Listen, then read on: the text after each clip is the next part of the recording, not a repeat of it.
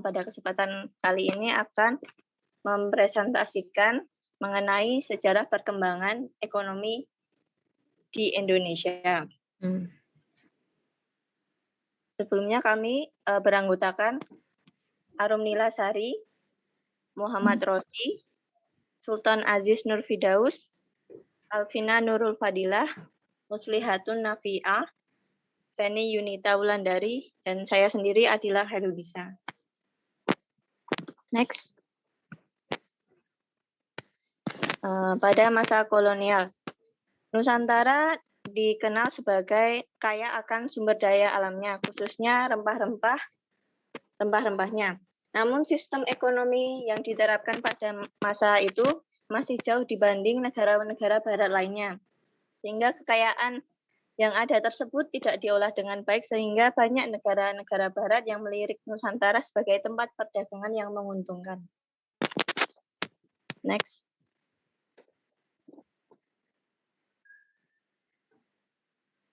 Yang pertama, kolonial Belanda. Pada masa kolonial Belanda ini, negara Belanda menganut sistem merkantilisme dan menancapkan kukunya di Hindia Belanda ini.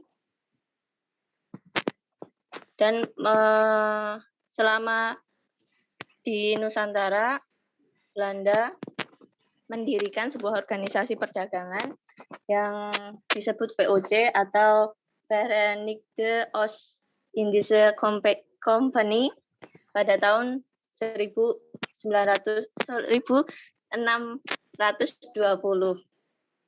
Tujuan mendirikan organisasi VOC ini yaitu menghindari persaingan antar pedagang dari negeri Belanda dan juga menyaingi perusahaan imperialis pada masa itu, yaitu Inggris, yaitu EIC organisasinya.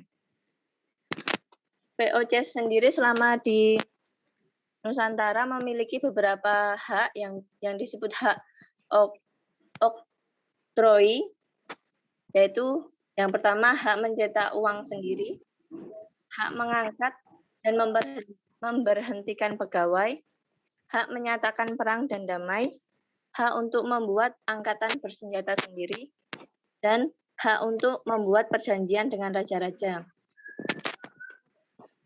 Dan kebijakan yang diterapkan itu seperti Verplichte Referentie, yaitu kewajiban menyerahkan hasil bumi kepada VOC, Kontogente atau pajak hasil bumi, pembatasan jumlah tanaman rempah-rempah untuk menjaga stabilitas harga rempah-rempah tetap tinggi, pelayaran hongi, dan hak extirpatie atau pemusnahan tanaman yang melebihi peraturan yang ditetapkan VOC. Next. Beralih ke kolonial selanjutnya, yaitu kolonial Inggris pada tahun 1811 sampai 1816. Selama masa kolonial Inggris yang dipimpin Thomas Stamford Raffles, ini Inggris menghapus sistem perekonomian yang dilakukan pada kolonial Belanda yang lalu seperti kerja rodi dan penyerahan tanaman wajib, dan Inggris menetapkan dan digantikan dengan kebijakan land rent atau pajak tanah, dengan tujuan penduduk Nusantara pada saat itu memiliki anggaran untuk membeli produk Inggris yang diimpor dari Nusantara. Kebijakan ini menerapkan teori imperialisme modern, yaitu menjadikan tanah jajakan tidak hanya untuk eksploitasi kekayaan alamnya, namun sekaligus sebagai daerah pemasaran produk dari negaranya sendiri. Namun sistem ini mengalami kegagalan, karena penduduk Nusantara pada saat itu secara umum buta huruf dan tidak mengenal mata uang, sehingga sistem besaran pembayaran pajak dan besaran luas tanah yang dipajakan itu sulit untuk dihitung. Yang kedua, kurangnya pegawai pengukur tanah yang dipekerjakan Inggris. Yang ketiga, kebijakan tidak sepenuhnya disetujui raja-raja dan para bangsawan setempat. Next. Yang selanjutnya ada kolonial, sistem ekonomi pintu terbuka. Itu liberal. Pada kolonial ini Belanda mengambil alih Nusantara setelah kolonial Inggris. Namun di sini ada beberapa perubahan kebijakan, yaitu adanya desakan humanis Belanda yang mendesak pemerintahan Hindia Belanda untuk mengubah kebijakannya. Perubahan peraturannya itu seperti peraturan agraria baru, antara lain aturan yang memperbolehkan pihak swasta untuk menyewa tanah untuk jangka waktu 75 tahun, dan aturan tentang tanah yang boleh dan tidak boleh disewakan. Laissez-faire, laissez-passer, itu perekonomian diserahkan kepada swasta, walau pemerintah Belanda masih berperan sebagai penjajah yang sesungguhnya. Ini ada beberapa kebijakan atau peraturan pada masa ini, yaitu keberadaan pemerintah Belanda sebagai tuan tanah, pihak swasta sebagai pengelola tanah dan golongan kapitalis, dan masyarakat Nusantara sebagai buruh dan penggarap tanah. Dan juga adanya prinsip keuntungan absolut. Next, selanjutnya akan dilanjutkan oleh teman saya. Yang selanjutnya, perekonomian Indonesia pasca kemerdekaan. Pasca Proklamasi Kemerdekaan Indonesia pada tanggal 17 Agustus 1945, ekonomi Indonesia saat itu mendapat tantangan luar biasa hebat. Sebagai negara yang memproklamasikan diri, Indonesia tidak bisa banyak bergantung pada negara lain, terutama pihak Barat yang belum mengakui kemerdekaan Indonesia. Sejarah perekonomian Indonesia pasca kemerdekaan sangat terpuruk. Pemulihan ekonomi berjalan lambat, pengeluaran pemerintah meluas, dan inflasi dari masa perang dan revolusi terus berlanjut. Semua sektor kemasyarakatan menderita sampai tingkat tertentu akibat kenaikan harga. Pada akhir pendudukan Jepang dan masa awal kemerdekaan Republik Indonesia, keadaan ekonomi sangat kacau. Adapun penyebab dari keadaan ekonomi yang sangat amat buruk itu antara lain, hiperinflasi, pemberlakuan uang nikah, blokade ekonomi Indonesia, kekosongan kas negara, dan keadaan ekonomi masyarakat masih terpuruk. Next. Inflasi. Pada masa pasca kemerdekaan Indonesia mengalami hiperinflasi atau kenaikan harga-harga barang secara ekstrim. Salah satu penyebab inflasi yakni beredarnya lebih dari satu mata uang secara tidak terkendali.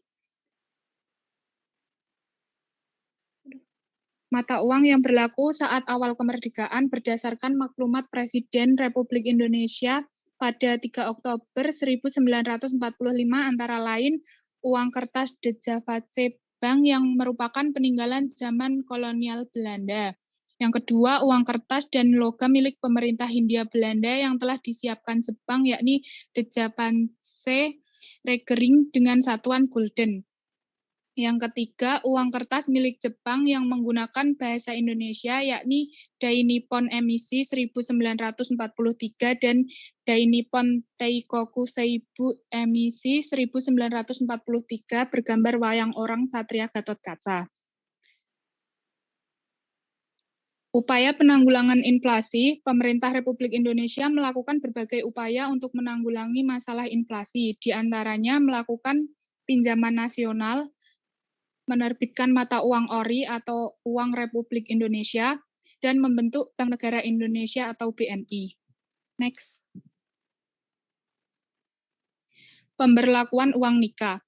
Pada tanggal 6 Maret 1946, pada saat bangsa Indonesia mengalami kesulitan ekonomi, Panglima AFNI Letnan Jenderal Sir Montagu Stopford mengumumkan berlakunya uang nikah di daerah-daerah yang diduduki sekutu.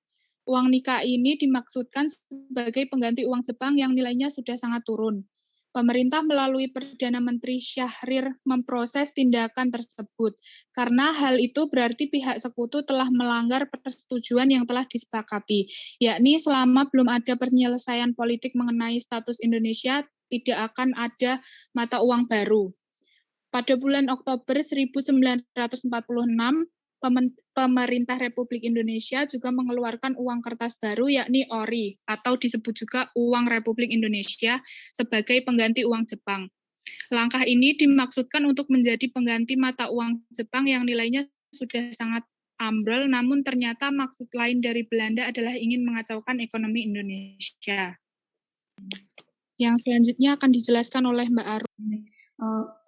Kemudian penyebab dari keadaan ekonomi yang amat buruk Indonesia pasca kemerdekaan adalah adanya blokade ekonomi Indonesia yang dilakukan oleh Belanda.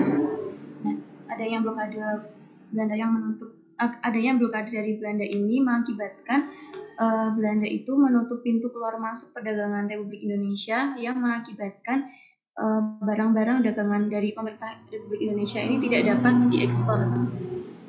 Nah, alasan dari Belanda melakukan blokade ini yang pertama yaitu mencegah dimasukkannya senjata dan peralatan militer ke Indonesia, kemudian untuk mencegah dikeluarkannya hasil-hasil perkebunan milik Belanda dan milik asing lainnya, dan melindungi bangsa Indonesia dari tindakan dan perbuatan yang dilakukan oleh yang bukan bangsa Indonesia. Nah, dengan melakukan blokade ini, selanjutnya itu Belanda sangat menginginkan terjadinya kondisi sosial ekonomi masyarakat yang buruk, yang kemudian masyarakat Indonesia itu menjadi benci kepada pemerintah Indonesia. Nah, karena adanya blokade ekonomi Indonesia yang dilakukan Belanda ini, kemudian Indonesia melakukan upaya penanggulangan, yaitu yang pertama yaitu melakukan diplomasi beras ke India, yang dimana sebagai timbal baliknya pemerintah dari India harus mengirimkan pakaian yang layak untuk masyarakat Indonesia. Dan upaya yang kedua adalah membentuk lembaga Banking and Trading Company, dan yang ketiga membentuk Indonesia Office atau disingkat Indok, dan yang keempat adalah membentuk Kementerian Pertahanan Usaha Luar Negeri. Kemudian penyebab buruknya ekonomi pasca kemerdekaan yang selanjutnya ada kekosongan kas negara. Dengan kehadiran Belanda yang secara terus-menerus mengganggu ekonomi Republik Indonesia, ini menyebabkan keadaan kas negara dan bea cukai itu menjadi kosong atau menjadi nihil atau tidak ada gitu. Begitu juga dengan pajak. Kas pemerintah menjadi kosong, pajak-pajak dan bea masuk lainnya itu menjadi berkurang. Dan sebaliknya, karena pada masa kemerdekaan itu Indonesia masih terus memperbaiki keadaan ekonominya, jadi pengeluarannya itu juga bertambah. Kemudian akibat yang keempat yaitu keadaan ekonomi masyarakat yang masih sangat terpuruk. Keadaan ekonomi masyarakat Indonesia masih terpuruk karena diakibatkan oleh banyaknya perkebunan dan instalasi-instalasi industri di seluruh penjuru negeri Indonesia ini rusak karena akibat dari agresi militer Belanda dan Jepang. Kemudian terpuruknya ini juga diakibatkan oleh naiknya jumlah penduduk yang sangat tajam dan produksi beras yang sangat menurun, dan hal itu sehingga tidak bisa mencukupi kebutuhan penduduk Indonesia. Dan kemudian karena pada saat itu pasca kemerdekaan ekonomi Indonesia masih sangat terpuruk, akhirnya pemerintah Indonesia melakukan upaya untuk memperbaiki ekonomi pasca kemerdekaan. Yang pertama yaitu adalah membentuk Badan Perancang Ekonomi untuk merencanakan pembangunan ekonomi Indonesia dalam jangka waktu 2-3 tahun. Yang kedua ada Menteri Keuangan itu mengadakan sebuah program pinjaman nasional dengan persetujuan dari BPKNIP pada bulan Juli tahun 1946. Dan upaya yang ketiga berupaya untuk menembus blokade ekonomi yang dilakukan oleh Belanda dengan diplomasi bersama dengan perusahaan swasta Amerika Serikat. Dan upaya yang keempat yaitu menjalankan program Kasimo Plan, yaitu yang isinya adalah mengintensifikasi lahan dengan bibit unggul, penanaman lahan kosong, mencegah penyembelihan hewan, pembentukan kebun bibit di desa-desa, dan yang terakhir adalah transmigrasi atau pemindahan penduduk. Dan selanjutnya akan dilanjutkan oleh teman saya. Di sini saya akan menjelaskan ekonomi Indonesia Orde Lama. Next.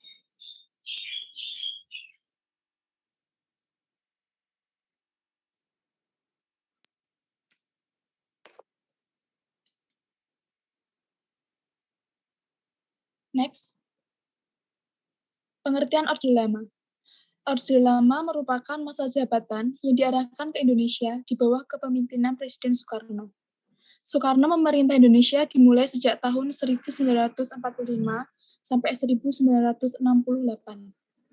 Pada periode tersebut, Presiden Soekarno berlaku sebagai kepala negara dan kepala pemerintahan. Next. Sejarah Orde Lama. Pada Orde Lama, sistem pemerintah di Indonesia mengalami beberapa peralihan. Berikut penjelasan sistem pemerintahan masa Soekarno. Yang pertama, masa pemerintahan pasca kemerdekaan pada tahun 1945 sampai dengan 1950.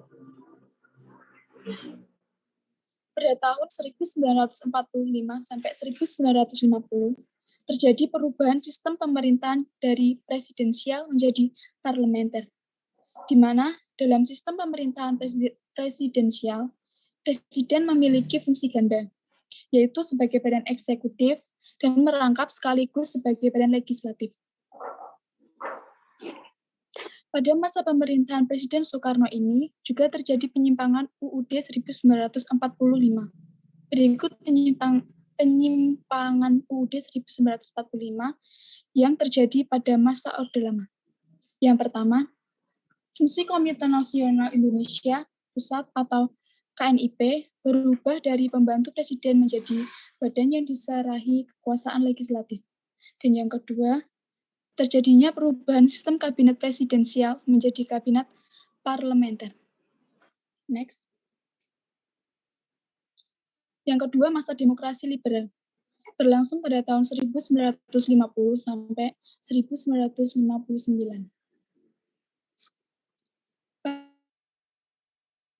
Partai-partai seperti PNI, PKI, Masyumi memiliki partisipasi yang sangat besar di dalam pemerintahan.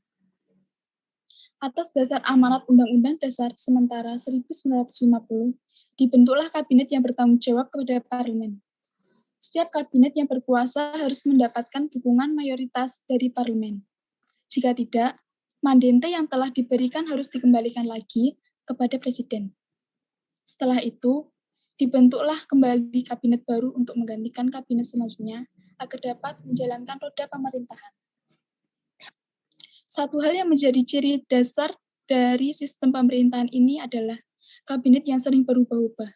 Dan akhirnya Soekarno mengeluarkan Dekret 5 Juli 1959 yang mengakhiri masa parlementer dan digunakan kembalinya Undang-Undang Dasar 1945. Yang ketiga, sistem pemerintahan demokrasi terpimpin. Akibat dari Dekret Presiden 5 Juli 1959, maka pada tahun 1959, Indonesia menjalankan sistem demokrasi terpimpin. Dari struktur ekonomi Indonesia menjurus pada sistem etatisme atau segala-galanya diatur oleh pemerintah. Dengan sistem ini, diharapkan akan membawa kemakmuran bersama dan persamaan dalam politik, sosial, dan ekonomi. Akan tetapi, kebijakan-kebijakan ekonomi yang diambil pemerintah di masa ini belum mampu memperbaiki keadaan ekonomi Indonesia. Next. Lalu terdapat penyimpangan-penyimpangan yang terjadi pada masa demokrasi terpimpin.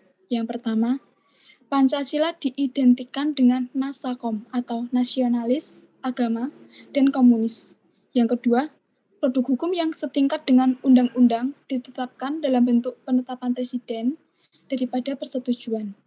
Yang ketiga, MPRS mengangkat Soekarno sebagai presiden seumur hidup. Yang keempat, Presiden membubarkan DPR hasil pemilu 1955. Yang kelima, Presiden menyatakan perang dengan Malaysia. Yang keenam, Presiden menyatakan Indonesia keluar dari PBB. Dan yang ketujuh, hak budget tidak jalan. Next. Pada masa demokrasi terpimpin, juga terjadi persaingan antara Angkatan Darat, Presiden, dan PKI. Persaingan ini mencapai klimaks dengan terjadinya peristiwa gerakan 30 September 1965 yang dilakukan oleh PKI. Adapun dampak dari peristiwa G30S adalah yang pertama, demokrasi menentang PKI, Majen Soeharto menjadi Panglima Angkatan Darat, keadaan ekonomi yang buruk, kabinet 100 menteri, dan munculnya Tritura atau Trituntunan Rakyat. Selanjutnya akan maaf Bu. Untuk pemerintahan buruk, masa Orde Lama 1951 sampai 1966, keadaan ekonomi dan keuangan pada masa Orde Lama amat buruk, yang disebabkan oleh inflasi yang sangat tinggi, dikarenakan beredarnya lebih dari satu mata uang secara tidak terkendali. Pada tahun 1958, diberlakukannya Undang-Undang Nomor 78 1958 tentang investasi asing, jadi memperburuk perekonomian di tahun 1965. Mendirikan Bank Berjuang. Perbankan tersebut berfungsi sebagai pemasok dana proyek pemerintah. Penurunan angkatan kerja atau pengangguran sebanyak 1,8 juta dari 34,5 juta. Di sektor pertanian 72%, sektor jasa 9,5%, perdagangan dan keuangan 6,7%, dan industri 5,7%.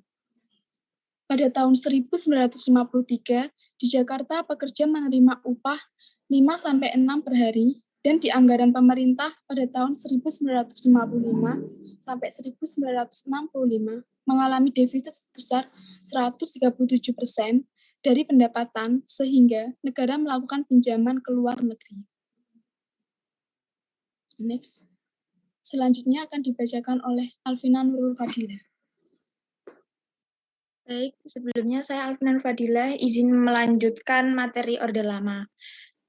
Yang berikutnya yaitu faktor penyebab buruknya perekonomian Indonesia pada masa Orde Lama, yaitu periode Orde Lama Indonesia pernah mengalami sistem politik demokrasi dan demokrasi terpimpin. Sistem politik demokrasi saat itu menyebabkan kehancuran politik dan perekonomian nasional akibat terlalu banyak konflik partai politik. Begitu juga sistem politik demokrasi terpimpin yang umur kabinetnya hanya 1 tahun saja, dan tidak memberi kesempatan atau waktu bagi pemerintah yang berkuasa untuk memikirkan masalah sosial dan ekonomi. Selain kondisi politik dalam negeri, buruknya perekonomian pada masa Orde Lama yaitu keterbatasan faktor produksi, orang dengan tingkat kewirausahaan dan kapabilitas manajemen yang tinggi, tenaga kerja, tenaga pendidikan, atau keterampilan yang tinggi, dana, teknologi, dan kemampuan pemerintahan untuk menyusun rencana dan strategi pembangunan yang baik. Next.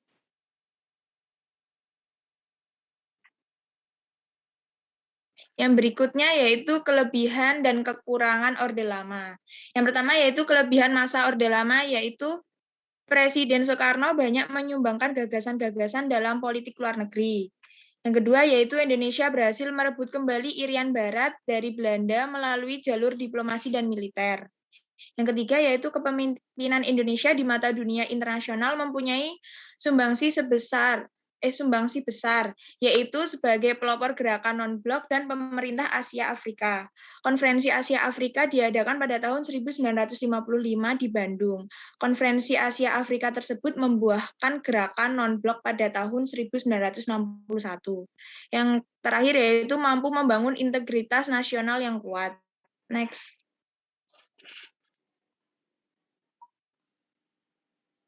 Yang berikutnya yaitu kekurangan pada masa Orde Lama. Yang pertama yaitu penataan kehidupan konstitusional yang tidak berjalan sebagaimana diatur dalam Undang-Undang Dasar 1945. Yang kedua yaitu situasi politik yang tidak stabil, terlihat dari banyaknya pergantian kabinet yang mencapai 7 kali pergantian kabinet. Yang ketiga yaitu sistem demokrasi terpimpin, kekuasaan Presiden Soekarno yang sangat dominan, sehingga kehidupan politik tidak tumbuh demokratis. Yang keempat yaitu pertentangan ideologi antara nasionalis, agama, dan komunis atau yang disingkat Nasakom. Terus yang terakhir yaitu terjadinya inflasi yang mengakibatkan harga kebutuhan pokok menjadi tinggi. Yang berikutnya akan dilanjutkan oleh Mas Rosi. Oke, lanjut ke Orde Baru pada tahun 1966 dan sampai 1968.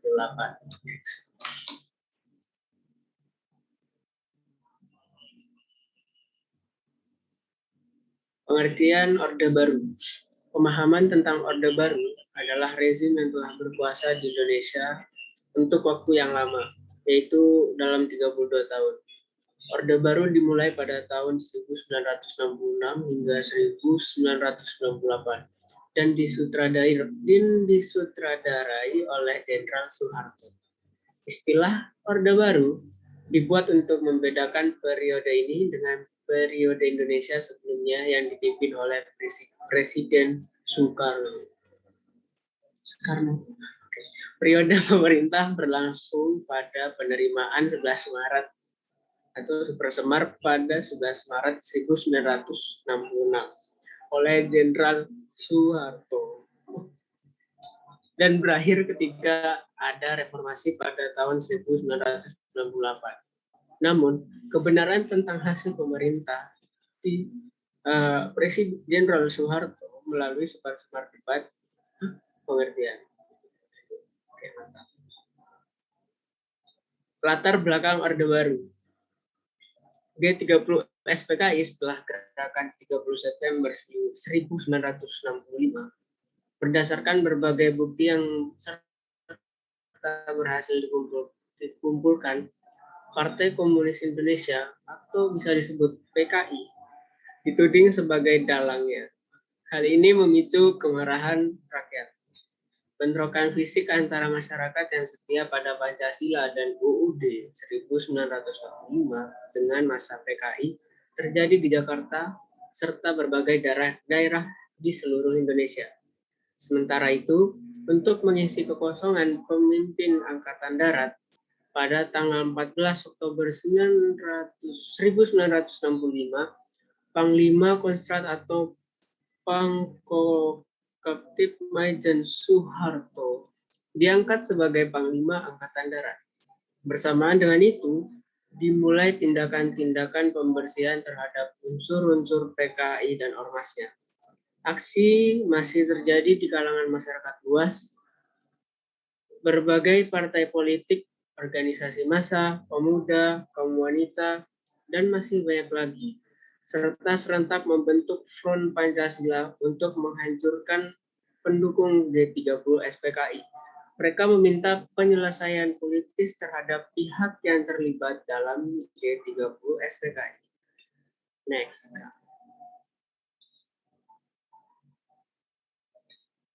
Ciri-ciri dalam Orde Baru.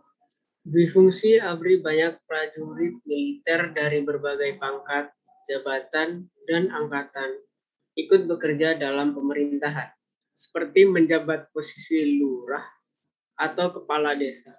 Hal ini dianggap sebagai tanda menguatkan KKN, korupsi, kolusi, dan nepotisme dalam rezim Orde Baru. Terbatasnya pemilihan politik pemilu pada tahun 1977 hanya diikuti oleh 3 partai politik, yakni PDI, PPP, dan Golongan Karya. Penyederhanaan ini dilakukan untuk membatasi banyaknya ideologi yang berkembang. Pembagian tersebut diharapkan dapat memicu kestabilan politik, sehingga seakan-akan pilihan politik justru menguatkan golongan karya. Kejadian ini dapat dimungkinkan karena Soeharto membuat kebijakan yang mendukung kemenangan golongan karya sebagai peraturan monoyolitas PNS. Selanjutnya dilanjutkan oleh Mas Aziz. Oke, saya lanjutkan.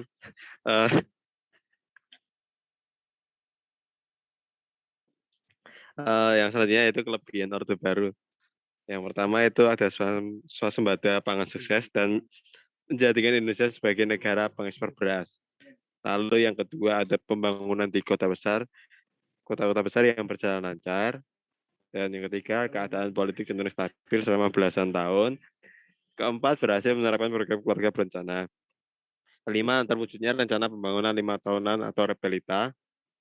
Dan selanjutnya mampu bekerja sama dengan negara asing.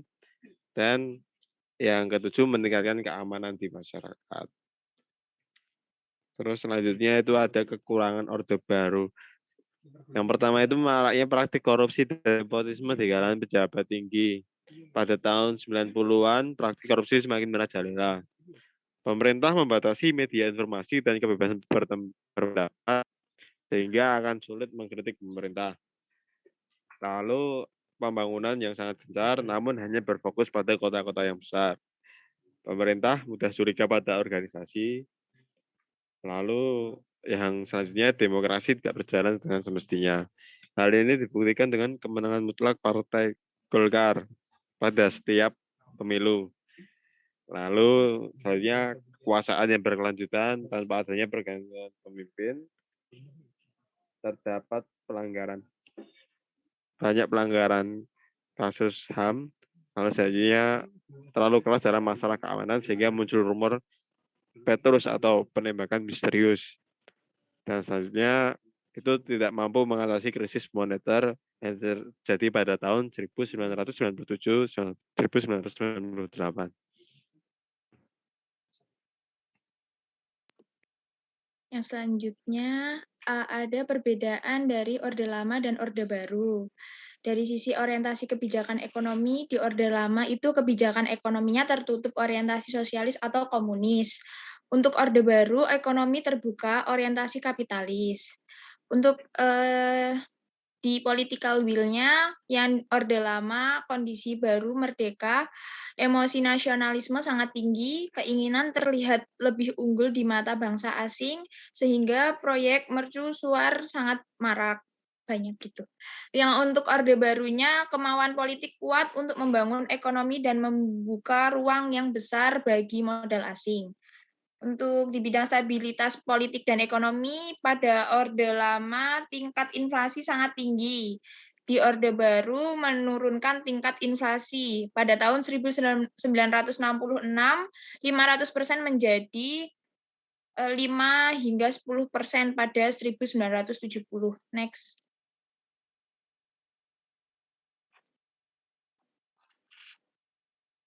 Terus berikutnya di sumber daya manusianya, pada Orde Lama kualitas sumber daya manusianya sangat terbatas. Terus yang Orde Baru lebih baik dengan meningkatnya presentasi masyarakat yang sekolah. Untuk kondisi politik dunianya itu situasi dunia pada Orde Lama, situasi dunia yang baru selesai Perang Dunia Kedua berpengaruh negatif. Untuk Orde Barunya, kondisi oil boom, berakhirnya Perang Vietnam, dan Perang Dingin membawa dampak positif. Selanjutnya, terakhir.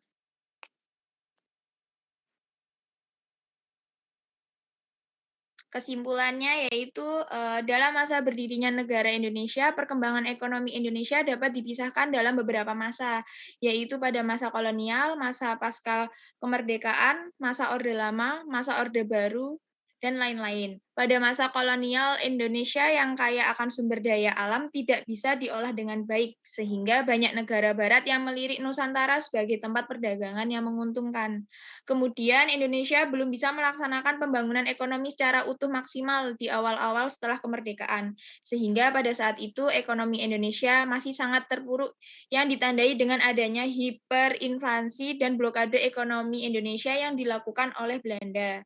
Selanjutnya pada masa Orde Lama, buruknya perekonomian pada masa Orde Lama yaitu keterbatasan faktor produksi, dana, teknologi, dan kemampuan pemerintah untuk menyusun rencana dan strategi pembangunan yang baik.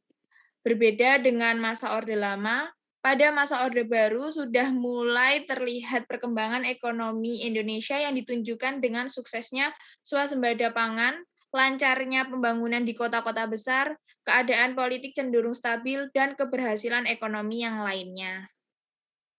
Mungkin itu materi yang kelompok kami dapat sampaikan.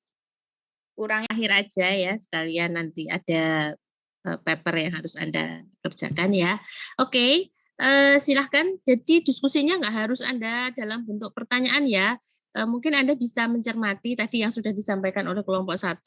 Itu pasti umpamanya mau dilengkapkan itu kan juga nggak mungkin lengkap. Pasti ada beberapa kebijakan yang terselip atau belum. Nah, silahkan itu bisa ditambahkan ya. Atau dalam bentuk mengkonfirmasi atau bertanya itu juga boleh. Bisa langsung dengan raise hand atau bisa dituliskan dengan kolom chat. Oke, di sini sudah ada. Silahkan Mbak, siapa tadi? Dari kelompok 1, silahkan saya serahkan ke kelompok 1 saja untuk memandu acara diskusinya. Monggo Mbak Adila. Oke, silahkan. Baik, terima kasih Bu. Di kolom chat udah ada beberapa pertanyaan, nggih. Ya, ada 3, silahkan bisa ditanggapi dulu. Saya tak baca yang pertama dari Anggar ya. Menurut kelompok Anda, adakah penyimpangan yang terjadi selama Orde Baru? Jika ada, jelaskan. Dea, izin bertanya, apakah akibat atau dampak yang dirasakan bangsa Indonesia dari praktek leren atau sewa tanah yang diterapkan? Oke. Ramadan, jelaskan mengenai proses yang terjadi ketika pemerintah melakukan pinjaman nasional dalam mengatasi kekosongan kas. Apa kendalanya? Oke. Ya, silahkan kelompok 1 untuk ditanggap dulu. Mungkin saya ingin mencoba untuk menjawab pertanyaan dari Dea Elviananda. Akibat dan dampak yang dirasakan bangsa Indonesia dari praktek rent atau sewa tanah yang diterapkan bangsa Inggris yang menguasai Hindia Belanda. Baik, karena tadi sudah disebutkan Inggris menduduki Hindia Belanda itu setelah masa kolonial Belanda. Tadi pemimpin Inggris Arthur Raffles itu menghapuskan sistem yang diterapkan Belanda seperti kerja rodi dan penyerahan wajib dan digantikan dengan kebijakan sewa tanah. Nah, kebijakan ini memiliki dampak yang besar bagi masyarakat Nusantara pada saat itu. Yaitu dampak positifnya antara lain memperkenalkan sewa tanah dengan titik berat pada pajak dan ekonomi uang atau moneter. Menunjukkan pemerintah yang sentralis, menunjukkan gaya yang memadukan otoriter versus demokrasi. Dan ini tentunya dampak ini sedikit memberi angin sejuk bagi masyarakat Nusantara saat itu, karena pada saat kolonial Belanda, masyarakat Nusantara itu dipaksa untuk bercocok tanam tanpa merasakan hasil yang mereka tanam gitu. Jadi sepenuhnya apa yang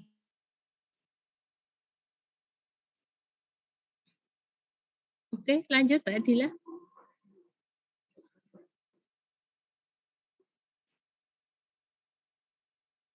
Halo, kayaknya Mbak Adilanya terpental, Pak ya? mereka Oke. untuk menanam tanaman yang laku di pasar internasional. Dan mereka memiliki kegiatan seperti perdagangan yang dapat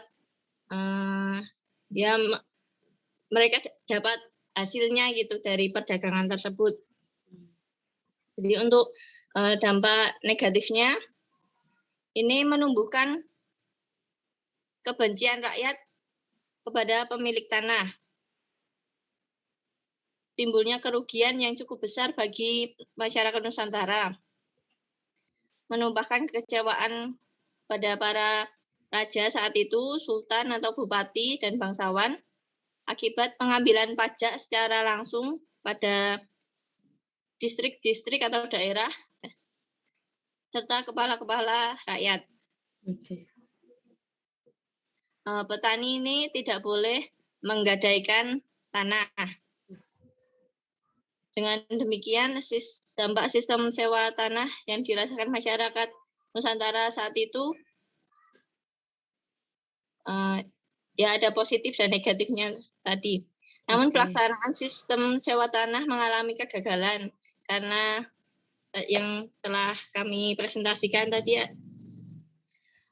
sebagian masyarakat itu pada saat itu buta, pada umumnya buta huruf dan tidak mengenal mata uang, sehingga untuk pengukuran dan besaran pajak yang diserahkan atas tanah itu kurang gitu, kurang dimengerti untuk masyarakat Nusantara pada saat itu. Mungkin seperti itu. Apakah Baik, ada sudah tanggapan, jelas. Mbak Terima Tia? kasih, Oke, Mbak ya. Adila. Ya, oke, sudah ya. Tadi sudah sangat runtut dan lengkap. Oke, lanjut. Nggak usah tak tambahkan aja, lengkap. Next, pertanyaan berikutnya. Siapa yang mau jawab? Punyanya Anggar atau punyanya Ramadan? Monggo, kelompok 1. Siapa yang mau menanggapi? Izin menjawab ya Bu, pertanyaannya Mas Oke. Ramadan. Mas Ramadan, oke, Ya. tanya tentang pinjaman, mengatasi kekosongan kas. Oke, ini pas zamannya siapa Mas? Kekosongan kas karena, oh pas ini ya, awal-awal kemerdekaan. Ya, betul, yuk. Pertanyaannya kan jelaskan mengenai proses yang terjadi ketika pemerintah melakukan pinjaman nasional dalam mengatasi kekosongan kas. Apakah ada kendala? Menurut kelompok kami, proses yang terjadi ketika pemerintah melakukan pinjaman nasional dalam mengatasi kekosongan kas itu pertama-tama Republik masih mempunyai cadangan emas batangan. Namun cadangan tersebut dirasa nggak bakal cukup gitu loh. Untuk memperpanjang umur Republik tuh nggak bakal cukup kalau pakai emas batangan doang. Terus makanya mencari cara lain yaitu dengan mencetak uang sendiri.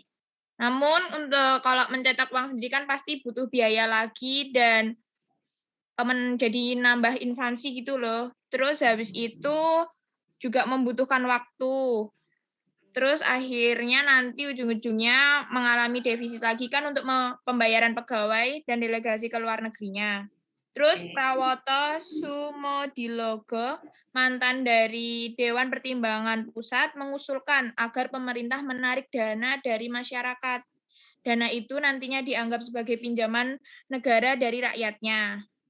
Orang asing itu juga dimintain. Terus habis itu setelah 2 bulan didenggungkan itu, pinjaman nasional itu, Undang-Undang tentang Pinjaman Nasional resmi dikeluarkan oleh pemerintah pada tanggal 29 April 1946 melalui UU No. 4 tahun 1946. Terus Mas Rama tadi kan tanya apakah ada kendala? Iya, ada kendala. Dalam menjalankan pinjaman uang nasional itu, pemerintah itu kesusahan gitu dalam mengembalikannya. Alasannya itu karena buruknya pencatatan, dokumentasi, dan pengarsipan yang menyebabkan pemerintah gagal membayar pokok pinjaman dan bunganya kepada para krediturnya. Ditambah lagi keadaan semakin runyam akibat adanya agresi militer Belanda yang pertama dan yang kedua. Terus kemudian Oi Bengto menyebutkan kejadian-kejadian itu telah melenyapkan pinjaman nasional 1946 dari perhatian umum. Jadi karena agresi militer Belanda yang pertama dan kedua, jadinya kayak lenyap gitu pinjaman nasionalnya. Begitu Mas Rama. Oke. Bagaimana Mas Rama tanggapannya? Halo, Baik, Ramadan. terima kasih atas Oke. jawabannya Mbak Alvina. Ya, saya Sama-sama, tambahkan Mas Rama. dikit. Oke. Aduh, ini banget ramah banget ya penyajinya. Oke, saya tambahkan kekosongan kas negara. Oke, jadi kas negara itu kosong karena akibat blokade tadi ya. Jadi kita sudah terbiasa dengan perdagangan luar negeri. Saat kita merdeka malah kita diblokade. Nggak hanya diblokade dalam bentuk senjata, tapi kita perdagangan pun juga diblokade. Sehingga nggak ada pajak, nggak ada biaya masuk. Ya kan, terus kalau kita harus mengcover kebutuhan masyarakat yang ada saat itu kan nggak bisa. Jadi benar tadi disampaikan defisit kita mencapai 137%, kalau dirupiahkan sekitar 1 miliaran zaman dulu. Nah, saat itu yang dilakukan adalah kita mau minta suntikan siapa? Nyontek ke Bank Indonesia nggak punya karena saat itu masih di Java Bank miliknya Belanda. Mau minta pemerintah, orang pemerintahnya APBN defisit. Nah, optionnya yang dilakukan adalah betul pengumpulan uang rakyat di bulan Juli tahun 1946. Nah, tadi disampaikan ada kendala nggak? Iya, ya kepiye nggak ada kendala karena saat itu kan dulu nggak transfer dalam bentuk bank. Saat itu dulu itu pakai ini medianya pos, pakai wesel. Anda pernah belum lihat wesel pos gitu? Kalau sekarang kan namanya wesel instan ya, 1 hari ya, kayak transfer kayak gitulah. Tapi saya juga belum pernah pakai ya. Kalau zaman dulu tuh wesel yang butuh waktu 3-4 hari baru sampai. Itu terkumpul sebanyak 500 juta saat itu, Mas. Padahal butuhnya kita 1 miliaran. Nah, jadi baru separuh. Nah, tadi kendalanya adalah dalam pengembalian. Ya, betul sekali. Belum tuntas. Oke, itu aja tambahan dari saya. Berikutnya, pertanyaan berikutnya yang terakhir miliknya Mas Anggar. Mas Anggar. Menurut kelompok Anda, adakah penyimpangan yang terjadi selama masa Orde Baru? Silahkan bisa dijawab. Tadi yang menjelaskan Muhammad Rosi sama Sultan. Ya, jawab Mas. Ada nggak penyimpangannya Pak Harto? Oke, saya akan menjawab pertanyaan dari Mbak Anggar. Oh, Anggar perempuan. Ya, Maaf, sorry. Mbak. Ya, maaf. Belum hafal. Mbak Anggar. Ya. Yuk, jawab, Ros. Dari Mbak Anggar itu menurut kelompok Anda, adakah penyimpangan yang terjadi selama masa Orde Baru? Jika ada, jelaskan. Wah, banyak sekali. Yang pertama itu KKN ya, maksudnya korupsi, kolusi, dan nepotisme. Yang terjadi itu karena adanya pemusatan pemerintah di tangan presiden. Semua lembaga negara yang ada dikendalikan oleh presiden dan tidak ada rencana tugas kekuasaan ke presiden yang selanjutnya. Kekuasaan kehakiman juga dicampuri sehingga tidak dapat membuat keputusan sendiri gitu. Yang kedua itu pembatasan dalam kebebasan pers. Nah, kebebasan pers itu diawasi dan ketat dan dibelenggu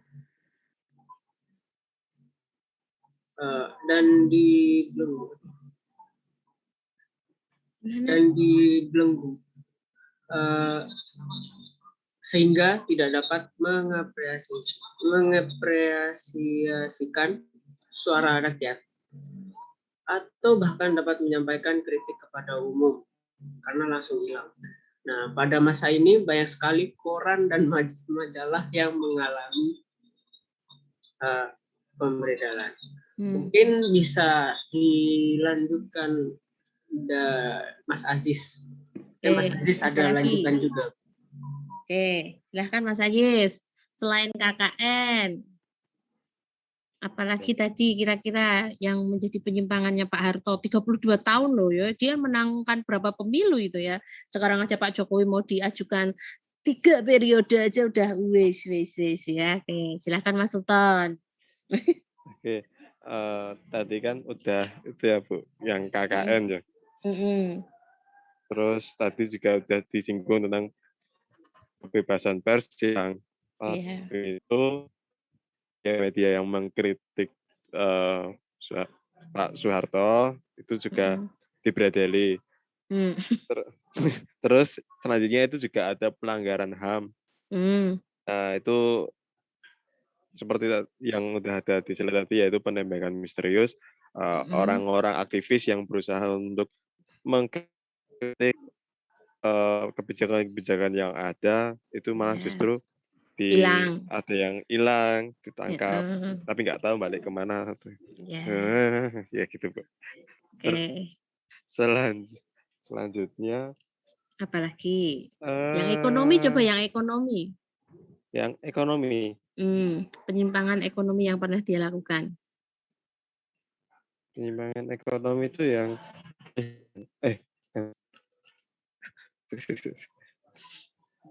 Mungkin ada temannya Bentar, Bu. lain? Ya, coba yang lebih ke ekonomi. 32 tahun beliau menjabat, ada penyimpangan itu. Coba kalau yang ekonomi apa ya kira-kira?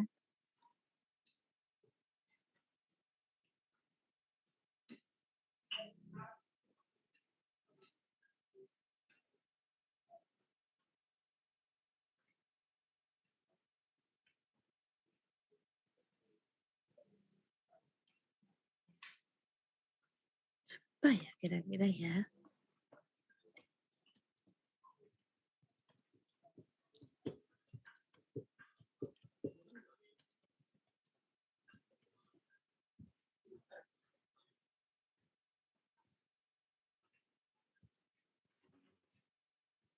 Ada yang nemu?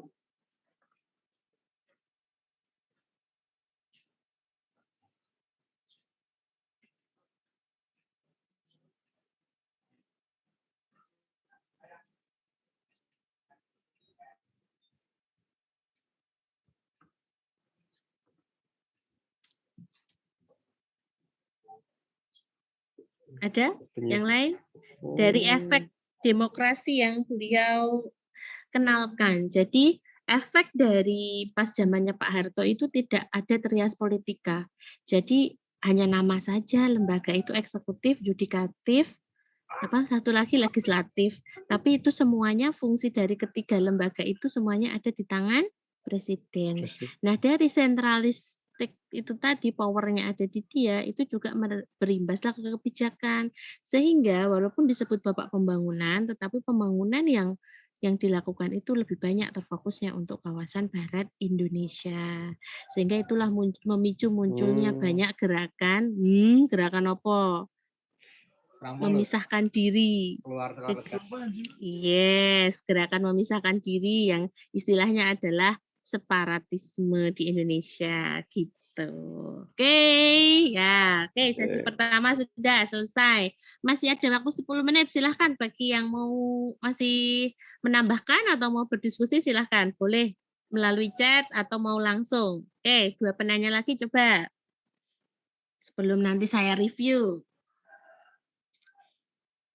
Ada yang mau tanya?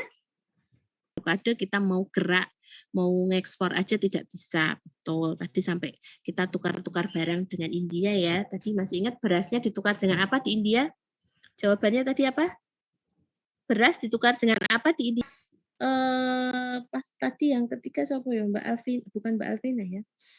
Mbak yang pakai baju kotak-kotak tadi ya. Oke. Materimu bagus, tapi banyak ke politiknya. Sedangkan dari awal saya minta yang diangkat itu nggak apa-apa politik, tapi tetap utamanya adalah yang ekonomi. Nah, makanya belum tersentuh ini. Jadi di eranya Soekarno dulu itu ada namanya kebijakan centering sama redenominasi. Nah, aku bedanya apa? Centering sama apa, Mbak? Itu proses menggelindingkan nilai nol dari nominal rupiah itu bukan ya Bu? Jadi menghapuskan digit. Iya, menyederhanakan nominal mata uang rupiah. Contohnya dari berapa ke berapa? Dari 10.000 jadi 10 gitu mungkin Bu. Oke, ya jadi kita menghilangkan digitnya karena memang kalau saya dulu pernah dengan jelas itu dikatain waktu ini uang rupiah itu kayak kebanyakan nol, habis gitu kan ya. Kalau pergi itu ya.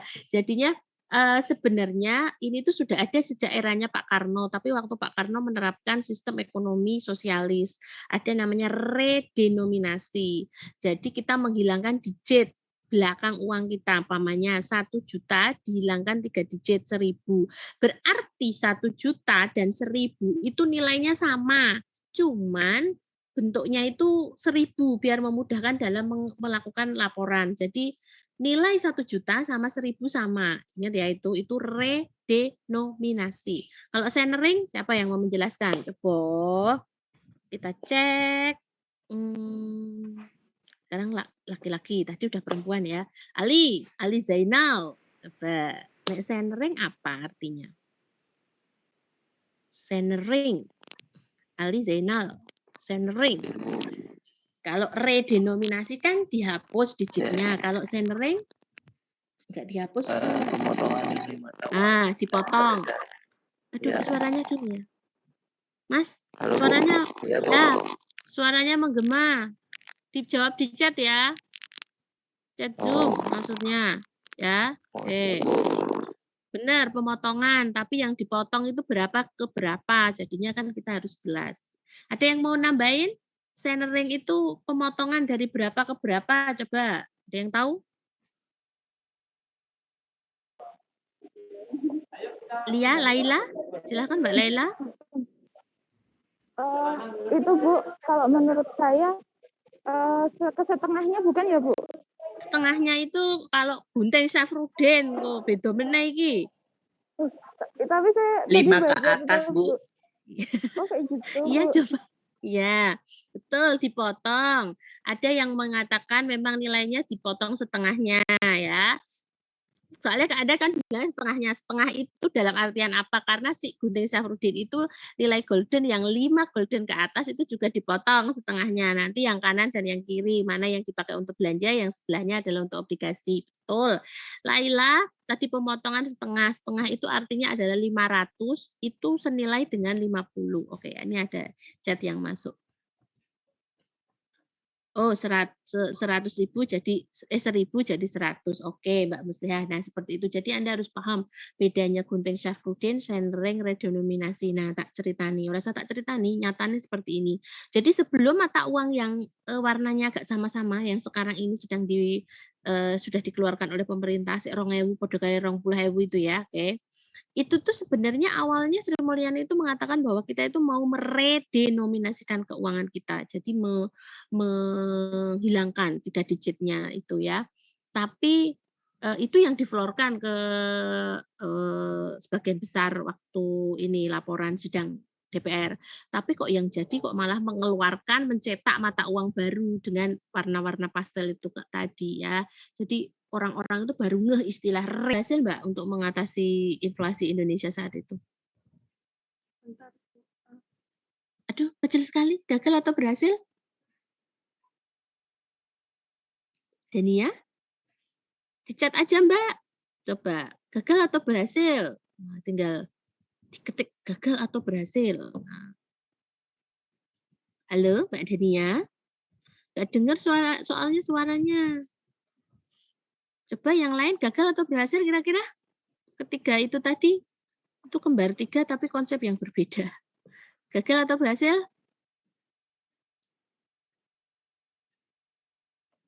Rosi, gagal atau berhasil? Oh, nggak boleh. Penyaji nggak boleh ditanyain ya, karena dia sekarang jadi tuannya ya, nggak boleh. Yang lain, gagal atau berhasil? Oh, sepertinya tidak Bu. Oh ya, tidak. Betul. Gagal atau berhasil? Jawabnya tidak Bu ya, tidak apa ya. Oke, tidak berhasil. Oke. Nah, kok bisa nggak berhasil seperti apa? Nah, ceritanya seperti ini. Langsung ya. Saya review aja ya. Kita masih punya waktu berapa? 15 menit ya. Oke.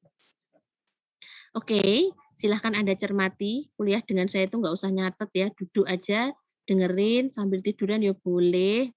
Nanti apa yang nggak jelas ditanyain, nanti PPT tak kirim. Tapi khusus untuk yang ini PPT-nya nunggu minggu depan, karena ini satu paket sama yang versinya Pak Jokowi. Oke, jadi materi kita yang ketiga hari ini kita itu bicara tentang sejarah. Tapi harapan saya bukan unsur sejarahnya bukan unsur non ekonominya yang banyak dibahas, karena tadi ada beberapa yang membahas terkait apa namanya pergantian undang-undang dan sebagainya, itu bukan ranah kita. Jadi tujuan kita adalah untuk mempelajari seperti apa kebijakan yang sudah kita lalui, sistem ekonominya seperti apa, karena pasti setiap pemangku kebijakan kan itu juga berbeda. Antara Pak Karno sama Pak Harto aja tadi sudah dijelaskan ya di belakang tadi perbedaannya Orde Lama dan Orde Baru. Itu juga pasti sangat berbeda. Jadi kita lebih concern-nya di situ ya. Oke, baik kita mulai. Yang kolonial saya sudah sampaikan di depan kemarin. Kolonial saya hanya langsung ngambil di eranya Van den Bosch. Ini namanya Van den Bosch ya. Oke, tadi dua-duanya juga belum disentuh kebijakan ini ya. Silahkan dicermati. Jadi kenapa saya ngambilnya ke titik mulanya adalah di Van den Bosch ini ya karena yang melekat ke ekonominya banget, yang memperkenalkan kebijakan ekonomi yang baru adalah di sini. Satu adalah tanam paksa ya. Tanam paksa walaupun tadi sudah ada yang disampaikan terkait waktu pemimpinnya Inggris ya tadi yang disampaikan Mbak yang menjawab punyanya Mbak Dia tadi itu juga sudah betul ya. Tapi benar-benar masyarakat kita tuh dikenalkan seperti apa cara bercocok tanam dengan bibit yang bagus sehingga hasilnya pun bagus itu benar-benar ngelotoknya ya waktu ditanamkan diterapkannya tanam paksa. Nah, jadi waktu itu kolonialisme kenapa menerapkan dua kebijakan ini karena saat itu negaranya kasnya kosong. Ngapa kok kosong? Karena dipakai untuk perang. Perang yang paling lama adalah dengan Diponegoro dan di Paderi ya, dengan Imam Bonjol. Nah, saat itu cara untuk mengisi kasnya pemerintah kita adalah yang dilakukan buat tanam paksa, tapi agak lama karena dia harus nunggu panen dulu dong. Ya, akhirnya dia melakukan kebijakan yang kedua namanya komersialisasi. Nah, itu jarang ya. Udah pernah dengar belum sebelumnya komersialisasi? Pernah dengar belum? Belum, Bu. Belum ya. Ada jawab kayak ngantuk. Komersialisasi itu seperti ini. Jadi Anda kan tahu ya Belanda itu posesif banget sama Indonesia. Jadi waktu menjajah itu benar-benar ya semuanya harus dimiliki oleh Belanda. Segala hal dia melakukan eksploitasi alam, eksploitasi manusianya juga di situ. Tapi saat dia melihat kok tanam paksa itu lama ya ngisi kasnya. Jadi dia melepas sektor kehutanan, pertambangan bukan kayu. Ya, itu untuk dikuasai dalam artian bukan dijual ya, dia membuka investor asing dari negara lain yang mau menanamkan ke Indonesia. Saat itu ada 3 negara yaitu Jepang, Inggris, dan satu lagi adalah Portugis. Nah itu kan semuanya berkaitan sama Indonesia sebelumnya. Itu tertarik untuk menanamkan. Nah dari komersialis inilah kemudian digerakkan sektor industri di bidang kehutanan dan sebagainya. Mengenallah aktivitas ekspor, mengenallah aktivitas kegiatan perdagangan internasional. Namanya komersialisasi. Itu yang pertama ya. Oke, kemudian waktu kita merdeka tahun 45 sampai 50 tadi sudah dijelaskan. Kenapa di sini Bu Nenda nulisnya 4 mata uang, padahal tadi ini 3 mata uang. 3 mata uang kan sebelum tahun 47. Setelah ada 47 agresi militer datang, kan ada mata uang baru lagi. Jadi benar tadi awalnya 3. Yen Golden sama The Java Bank ya. Kemudian muncullah agresi militer, datanglah pasukan Nika, sekutu. Nah, dia pakailah mata uang sendiri. Nah, cara untuk menjatuhkan atau meringkaskan dari 4 mata uang ke 1 mata uang seperti apa tadi juga sudah dijelaskan ya. Oke, yang pertama kali digugurkan adalah yen Jepang, kemudian golden. Nah, akhirnya 2 yang masih bertahan yaitu mata uang The Java Bank sama Nika. Nah, untuk menurunkan si nilai Nika itu sampai Soekarno itu mengeluarkan 2 keputusan presiden ya untuk melarang peredaran dari Nika itu. Akhirnya kita pakai mata uang yang kita cetak sendiri yaitu uang Republik Indonesia. Nah, ini tadi yang dipakai untuk menjawab pertanyaannya siapa ya? Anggar ya. Gimana untuk mengatasi kekosongan kas? Ya, salah satunya adalah dengan tak pikir ini pengumpulan uang, sorry. Yang kedua adalah blokade, tadi yang sudah dibahas ya. Jadi menutup akses kita ke luar negeri sehingga nggak ada pajak bea masuk. Nah, Indonesia kasnya ya kosong. Udah perang, tambah pajaknya nggak ada. Akhirnya tadi pengumpulan rakyat, sorry ini tadi yang saya maksud ya. Juli tahun 46 terkumpullah 500 juta tadi pakai pos. Nah, ini adalah cara strategi yang dilakukan. Tadi sudah disinggung belum ya? Jadi setelah kita merdeka, kita punya suatu program namanya planning board. Artinya adalah yang sudah sejatinya tentara ya dia langsung menjalankan tugasnya tentara. Tapi yang warga sipil yang ikut perang udah selesai perangnya diapakan mereka, disuruh kerja apa, dialihkanlah ke bidang produktif, ada yang ikut pertanian, ada yang jadi wira swasta. Nah, yang kedua, Pak Karno itu di awal-awal kemerdekaan sudah menerapkan swasembada pangan. Tapi saat itu yang dipakai untuk percontohan itu adalah pulau, ada yang tahu? Pulau pertama untuk percontohan swasembada pangan dan transmigrasi pertama adalah pulau apa? Dari pulau terbesar di Indonesia yang pertama kali ditunjuk sebagai pusat transmigrasi dan juga swasembada pangan yang ditanami bibit-bibit yang bagus, yaitu Pulau Yes, betul, Pulau Sumatera. Ya, kenapa Pulau Sumatera? Karena kalau dilihat itu adalah dia penghasil alam yang bagus. Maka dari itu ada proyeknya SBY namanya MP3I, itu Sumatera dikasih nama koridor untuk hasil alam. Ya, jadi Sumatera yang dijadikan percontohan. Ya, cuma baru Sumatera aja saat itu ya, karena terbatasnya anggaran. Terus, nah Pak Karno dari tahun 50 sampai 57 memang tadi sudah disampaikan demokrasinya liberal. Selain sistem pemerintahannya demokrasi liberal, ekonominya juga pakai mazhabnya klasik kemarin, yaitu laissez-faire, di mana aktivitas pemerintahnya dibatasi. Nah ini tadi yang belum tersentuh. Kebijakan yang termasuk ekonomi liberal apa? Jadi kita fokusnya ke ekonominya. Yang termasuk liberal, satu, Gunting Safruddin, memotong nilai rupiah, tadi yang disampaikan Jovan, 5 golden ke atas ya. Nanti yang kanan untuk konsumsi, yang kiri untuk obligasi. Program benteng ini adalah dari yang tadi planning board. Jadi kalau warga sipil yang udah nggak perang, terus dia dilatih untuk wira swasta. Ini namanya program benteng. Kita kerjasama dengan Cina. Selain program benteng ada anaknya namanya Alibaba. Itu antara Cina dengan Indonesia, ngajari gimana cara membuka usaha yang bagus, tapi yo nggak cool karena itu tadi uangnya yang dibawa pergi tapi ilmunya belum dapat. Kemudian menasionalisasikan di Java Bank ya. Jadi kita merdeka itu kita belum punya bank sentral maka dinasionalisasikan. Saat itu merupakan kebijakan ekonomi kapitalis ya. Oke. Kemudian tahun 59 tadi sudah disampaikan Dekret Presiden. Dekret Presiden adalah dilatar belakangi karena lembaga konstituante gagal membuat undang-undang atau kembali ke UUD 45. Itu kan versi politiknya. Kembali lagi kita mengangkat ekonomi. Nah, kenapa kita pakai ekonomi terpimpin ya Bu? Karena tadi kapitalis yang sudah disusun dengan kebijakan itu belum mampu menurunkan tingkat inflasi. Jadi inflasi di tangan Pak Karno itu mencapai 500 betul ya tadi. Nah, sistem ekonomi terpimpin itu arahnya ekonominya adalah menjurus ke sistem etatis. Etatis ki podo wae sosialis ya. Seperti itu. Nah, kebijakan yang masuk di sistem ekonomi terpimpin yang mana? Ini jangan sampai ketuker. Centering dan redenominasi itu masuknya ke waktu kita memakai sistem ekonomi sosial atau terpimpin. Centering tadi memotong nilai uang ya. Kalau redenominasi menghilangkan digitnya. Ini untuk menurunkan daya konsumsinya ya. Nah, ini kenapa gagal? Ini yang membuat pertempuran atau kekacauan di pasar itu. Jadi Anda coba bayangkan tahun itu 59 cara mensosialisasikan kebijakan itu pakai apa?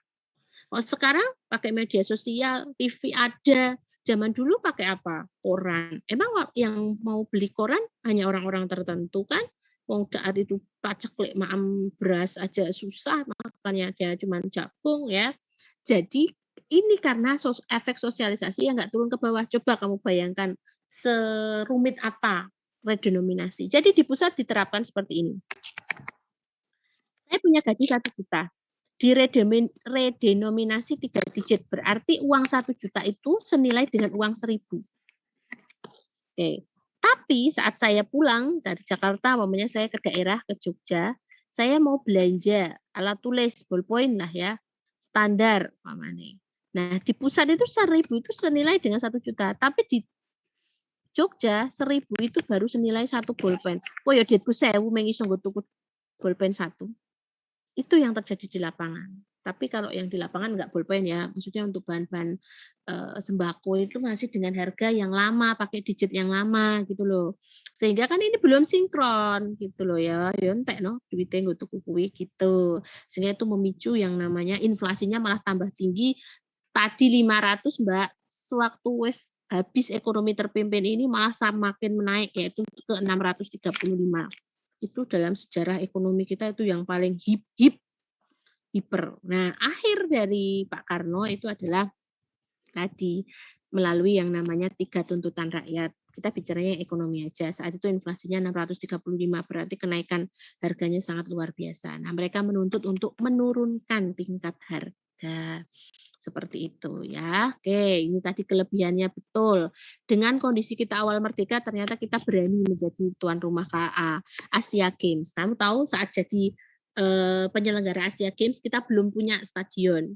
Kita belum punya ikon selamat datang Jakarta yang ada di Jakarta itu. Kita belum bangun itu Semanggi jalan yang ini. Belum. Tapi saat itu Pak Karno dengan berani mengatakan, oke, Indonesia siap. Terus uang yang dipakai, uang apa? Ada yang tahu untuk bangun itu? Proyek-proyek itu tadi? Uangnya utang siapa? Ada yang tahu? Pak Karno anti sama IMF loh ya. Berarti utang siapa saat itu?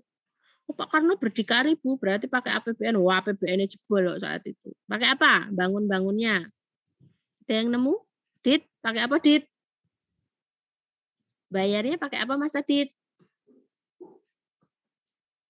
Kita bangun stadion, kita buat patung selamat datang, kita buat itu lingkaran Semanggi itu. Kita pakai apa uangnya kira-kira? Ada yang jawab? Oh, nggak ada yang jawab. Negara mana yang kita utangi? Yang jelas bukan IMF. Pak Karno anti sama IMF. Ada yang tahu negara mana? Dari Rusia bukan sih Bu? Yes, betul Mas Rafli, Rusia. Karena saat itu kita kan sudah jelas sosialis arahnya. Nah, jadi ada kita utangnya sama Rusia untuk bangun itu. Kemudian bayarnya pakai apa Bu? Kan Pak Karno nggak suka utang. Yo bayarnya pakai hasil panen dari produk sektor kehutanan kita selama 4 tahun. 4 tahun itu nggak diprivatisasi loh ya. Jadi panennya kehutanan di kita itu nggak diambil sama sekali sepeser pun untuk APBN. Tetapi untuk bayar itu tadi biaya-biaya itu tadi ya. Oke, itu kemudian ini salah satu kelebihannya juga kita menolak hutang kepada IMF. Ya hutang Rusia ora apa-apa bayar kok ya, dan tidak menggadaikan tambang milik bangsa ke perusahaan asing. Aman nih Pak Karno itu aman dari privatisasi ya. Milik negara ya udah dijalankan. Pokoknya pasal 33 ayat 1 2 3 melaku pokoknya ya. Oke, itu Orde Lama ya. Nah, kegagalannya yang paling parah itu adalah ini ya, inflasinya mencapai 635. Anda cek di catatan sejarah ini yang terparah, tertinggi ya. Walaupun sebenarnya pas Pak Harto itu juga parah, cuman kan nggak nyampe 600 ya. Oke, akhirnya berpindahlah ke tangan Pak Harto. Jadi Pak Harto tadi dikasih kado 635% inflasi. Apa yang dilakukan? Kebijakan moneter, banknya aja baru dibentuk. Kebijakan fiskal, orang kita aja defisit. Nah, yang dilakukan adalah Pak Harto mencari atau konsultasi kepada lembaga keuangan internasional.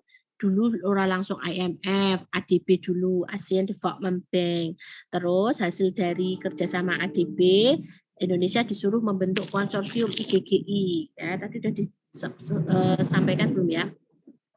IGGI itu adalah perkumpulan negara-negara kreditur yang mau mengutangi Indonesia, dan itu terkumpul beberapa. Nah, dari forum IGGI itu kemudian diberikanlah dari hutang itu, kemudian bisalah dia dimampatkan menjadi tadi Mbak siapa tadi yang dari 500 ke 10 ya, ini tepatnya 635% ke angka 12% Mbak inflasinya. Seperti itu ya. Oke, yang dilakukan. Terus keemasannya Pak Harto apa saja? Nah, ini tadi belum ya. Repelita. Jadi beliau itu belajar. Oke, tujuan yang diinginkan Pak Karno itu dari awal adalah pengen swasembada pangan. Nah, dia juga menerapkan itu. Tapi dia belajar, Pak Karno dalam 8 tahun aja tidak berhasil. Maka dia lebih matang lagi dengan proyek Repelita dia sampai Repelita kelima. Repelita yang pertama. Nah, benar-benar perencanaannya disusun secara matang sekali. Oke, Repelita pertama dari 69 sampai 74. Mungkin masih ingat kemarin saya jelaskannya 61 sampai 69. Ada sistemnya Pak Karno namanya pembangunan semesta ya toh, untuk memenuhi kebutuhan pangan, tapi tidak berhasil ya karena saat itu uangnya hanya pakai modalnya sendiri, bank. Nah, terus Repelita pertama Pak Harto dia langsung menitik beratkannya ke sektor pertanian, mulai dari lahan, mulai dari bibit. Maka ada istilah intensifikasi, ekstensifikasi itu pertama di sini. Tapi di tahun ini ada peristiwa yang cukup mencoreng, ya. Nah itu tadi kan ada apa penyimpangannya? Ini kalau ini penyimpangan versi ekonomi yang merambah ke kemanusiaan. Jadi karena IGGI tadi ya, ternyata mahasiswa itu juga nggak setuju kalau kita utang kepada negara-negara kreditur untuk mengatasi inflasinya. Nah, Presiden IGGI itu datang ke Indonesia waktu repelita pertama. Nah, mahasiswa seperti biasa demo, tapi terjadi kerusuhan hingga ada mahasiswa yang meninggal saat itu. Namanya adalah sama seperti dosen akuntansi di BIPAT kita, yaitu Bapak Arif Rahman Hakim. Nah, itu namanya peristiwa Marali. Ya.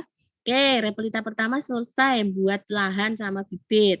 Repelita kedua tahun 74 sampai 79, sekarang gantian bangun sarprasnya, bendungan, waduknya, untuk irigasinya itu semuanya dibangun secara masif se-Indonesia. Dan tercapailah ini prestasinya, yaitu satu-satunya presiden yang bisa mencapai pertumbuhan ekonomi di angka 7%, Soeharto ya. Oke. Wes, 2 repelita berjalan. Nah, di repelita ketiga lah Pak Harto mengalami masa puncaknya. Tahun 79 sampai 84 kita mencapai swasembada pangan saat itu ya. Terus, sesudah swasembada pangan yang diinginkan Pak Harto adalah di repelita keempat kita mencapai suatu masa namanya adalah tinggal landas. Yang kemarin saya sampaikan, tinggal landas itu artinya kita masuk ke sektor industri, tapi yang mendukung industri itu adalah dari sektor pertanian, seperti itu. Dan repelita yang terakhir ditutup dengan mewujudkan yang namanya trilogi pembangunan. Masih ingat nggak trilogi pembangunan kemarin apa isinya? Ayo. 1. Apa trilogi pembangunan kemarin? Apa? Trilogi pembangunan kemarin. 1. Halo. Apa trilogi pembangunan? Ayo, Risa? Riza? Stabilitas Oke. nasional yang dinamis. Ya, stabilitas. Terus? Pertumbuhan ekonomi yang tinggi. Dan terakhir? Pemerataan. Yes, pembangunan. Nah, kemarin kan sudah. Nah, setelah inilah maka Pak Harto itu disebut sebagai Bapak. Pak Harto itu Bapak apa? Pembangunan. Yes, Bapak Pembangunan. Ada juga yang menyebutnya Bapak Trilogi Pembangunan. Tapi itu bapakmu ya. Oke. Nanti rantai aja ya. Oke, itu masa keemasannya. Nah, masa penurunannya Pak Harto. Ini kelebihannya dulu ya. Kelebihan kita jelas penghasilan itu, jadi kok kita bisa selain kita utang, kita punya uang dari mana sih Bu bangun-bangun seperti itu? Karena kita punya sektor minyak yang cukup banyak saat itu sebelum krisis minyak. Kemudian stabilitas politiknya, jadi orang-orang Barat itu percaya terhadap kita, gitu ya. Nanti ada loh ya lawannya ini, yang orang Barat nggak percaya kepada kita minggu depan dapat kamu ya. Di pemimpinnya siapa sampai orang Barat nggak mau nanam apa namanya modal di kita. Ini kelemahannya, jadi tadi sudah disampaikan kesenjangan ekonomi itu terwujud karena terlalu sentralistik powernya itu. Eksekutif, yudikatif, terus apalagi satu lagi? Eksekutif, yudikatif, legislatif, itu nggak ada zaman dulu trias politikais, pokoknya semuanya di tangan presiden. Sehingga semuanya terfokus ke sentralistik ke satu power, termasuk di dalam ekonomi. Jadi kawasan timurnya agak terbengkalai. Korupsi tadi sudah dijelaskan oleh Rosi. Kemudian birokrasi juga lumayan berbelit-belit sekali di sana. Begitu untuk tambahan dari saya. Ini tugas Anda, silahkan dicermati sebelum nanti kita akhiri hari ini ya. Oke, saya jelaskan. Oke, waktu saya tinggal 5 menit ya. Oke, jadi ini tugas individu Anda. Anda milih satu kebijakan, satu aja. Kamu pilih dari mulai masa kolonial sampai masa Jokowi 2001. Loh Bu, yang Jokowi rung dijelaskan lah, kan minggu depan dijelaskan kelompok 2. Kamu pilih satu, itu nek tak buat daftar 1000 luweh ya. Kayak pemeneh Pak Harto 32 tahun. Dan tidak boleh sama. Lihat ini, tidak boleh sama dengan temannya. Walaupun Bu, saya sekelas ada berapa orang ini? Ada 40-an gitu ya. Kalau nggak boleh sama gimana? Nek sama tak balik ke minggu depan ya. Jadi nggak boleh sama. Silahkan Anda atur, Anda laporan di grup. Yang ada saya atau nggak ada saya, monggo. Mamanya Adila, saya mau membahas tentang swasembada pangan. Swasembada pangannya dijelaskan kapan. Swasembada pangan Repolita ketiga. Atau ada juga mungkin Rafli, saya swasembada pangan eranya Soekarno Kasimoplen. Ali, swasembada pangan eranya Soekarno di pembangunan perencanaan semesta tahun 61-69. Itu 3 kebijakan yang berbeda walaupun sama-sama swasembada pangan. Nah, atau Anda mau, saya yang lagiin aja lah Bu, pas Pak Jokowi sama Ma'ruf Amin. Ya, kita lihatlah minggu depan. Nah, kalau sudah nemu satu kebijakannya, silakan Anda analisis dengan sistematika sebagai berikut. Silakan dipoto, soalnya ini nanti nggak tak share PPT-ku ya. PPT-ku soalnya sampai dengan besok materi minggu depan ya. Jadi di screenshot juga boleh. Jadi pamannya, saya mau ngambil swasembada pangan Bu, swasembada pangan eranya Pak Harto. Ya udah, kamu tulis apa yang melatar belakangi harus ada kebijakan tersebut. Implementasinya seperti apa? Oke, kapan? Nah, terus yang mendorong apa, yang menghambat apa? Lebih bagus lagi kamu buat kayak analisis SWOT-nya. Harus ada data pendukung ya. Jadi datanya apa? Terus dia berkontribusi enggak untuk peningkatan negara kita dari sisi ekonomi ya. Terus nanti kesimpulannya apa? Daftar pustakanya apa? Diketik, sorry ini tambah ya. Versi PDF ya Mbak, Mas. Nanti enggak hancur nanti ya. Oke. Dikumpulkan minggu depan. Berarti minggu depan ya. Jamnya jam sesuai kuliah. Berarti jam 13 paling lambat. Melalui Google Classroom. Habis ini nanti tak buatkan, kalau saya sudah selesai kelas hari ini, tak buatkan Google Classroom-nya. Gitu ya. Jadi agenda kita minggu depan masih melanjutkan dari versinya Pak B.J. Habibie sampai Pak Jokowi, plus Anda ngumpulkan. Nah, nanti di situ saya sambil akan mereview tugas individu Anda. Oke, seperti itu. Ada yang mau ditanyakan, monggo, silahkan. Ada atau tidak terkait tugas? Atau terkait tadi review saya, monggo. Ada tidak? Dijawab dong. Kalau Saya, ada, ya Bu. ada. Oh ya, silakan. Bertanya. Ya, Mbak Muslihatun, monggo. Itu nanti tugasnya berbentuk kayak makalah atau biasa, Bu? Enggak, biasa. Di sini apa sistematikanya? Jadi nggak usah pakai kata pengantar, daftar isi, yonek cover ki yo jelas ya untuk melihat identitas Anda saya. Jadi dikasih cover. Terus yang kedua latar belakang. Langsung aja implementasinya gimana.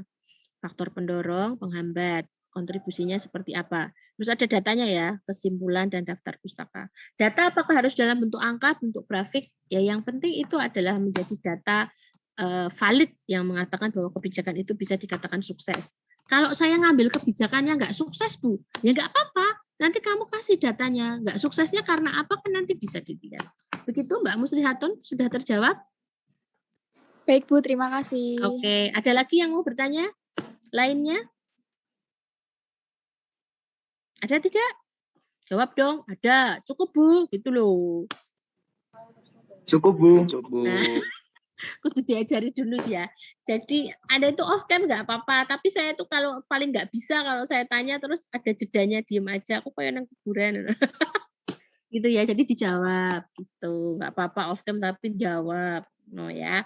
Oke, jadi gitu ya. Silahkan tugasnya di screenshot boleh dicermati. Ingat nggak boleh sama antara satu dengan yang lainnya. Oh, tak waco siji-siji pokoknya. Nek perlu tak masukkan turnitinku, jadi nanti kelihatan 100% ting Gustia dengan ting Adila. Contoh, enggak kok ya, kayak gitu. Oke, baik, cukup mungkin untuk hari ini dari saya. Wes pas. Oh ya, silahkan monggo. Bos entek mah telepon.